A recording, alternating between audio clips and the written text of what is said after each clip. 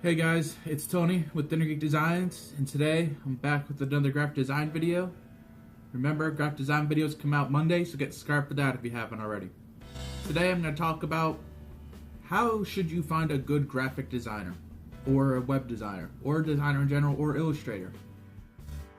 So the best way to start this topic off is we've all been in a buying decision. Now, the buying decision I'm talking about is when it comes to someone needing a specific skill. So say a plumber, an electrician, you're getting something remodeled in your house, or you need something fixed on your car. There's two options you have. You find someone you know, you've used, and you like working with, or you don't. So what do? In most situations of you don't, you try to find someone, you try to find recommendations of people you know that you trust and see who they've worked with in the past and see if that they have good recommendations. If that doesn't work, then you start putting your feelers out. And then you try to find the cheapest person. Now, if you've ever done one of these services and got the cheapest person, you've probably had a bad experience for more than one reason or another. Now, this is the same way with graphic design.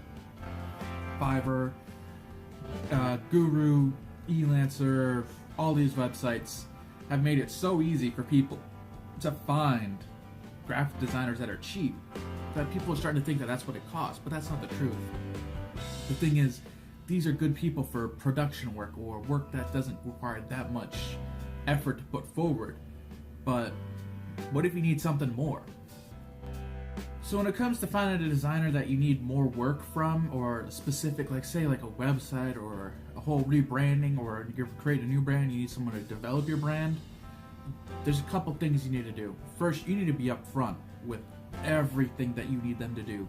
Do not hide anything. You are hurting yourself, not helping yourself. Because if a designer starts getting the smell out of something that you're hiding something, or it's going to be more work than you're saying, they will straight outbid themselves of the project if they're a smart designer. No designer is going to make themselves work harder than they need to for how much they're going to charge. They're going to outbid themselves because, say, if this person really wants to work with me, they're going to have to charge 3 times the amount. Would you do the same? You probably would. Another thing I hear all the time is, well, I just hired a designer and he just bailed on me. Well, let's talk about this. How much did they quote for you, and how many revisions did you just ask them to do?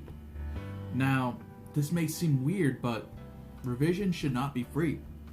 I personally give clients 2 free revisions. After that, they are $20 per.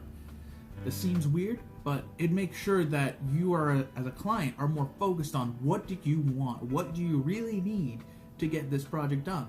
So you're not just getting endless versions of this logo, and at the end of the day, I am wasting almost 30 hours a week working on this, and you're still getting paid, or still paying X amount.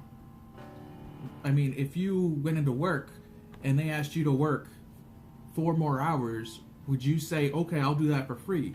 No, you wouldn't. You would say, okay, pay me overtime. Also, if you're gathering prices like a business person usually does, and they're scattered everywhere, it doesn't hurt to ask, why are you here and this person's here? Or maybe not give exact prices, but ask that kind of question. This is good to ask because maybe one's a freelancer, one's an agency, one's a student, etc., etc.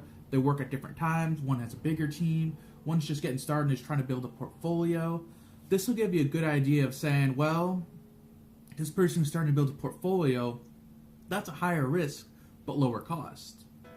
This person that's a freelancer, well, I'm not going to be able to talk to them all the time, or they might be having trouble with communication at certain times, but I'll have good work.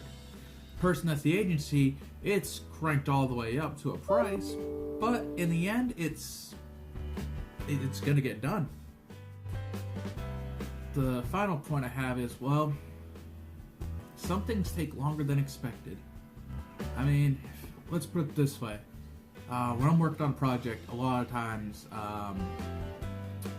I'll start, the client will say, that's good, they'll sign the contract, I'll get my first payment, they'll be like, cool, how long till it's done? I can't really say how long it's going to take. A logo, I can kind of say, well, I can have your research in a week. I can have, after the research and after your feedback, that's the important part, your feedback, I can then have it done in a couple weeks. The first comps, and then we do revisions in sector, etc.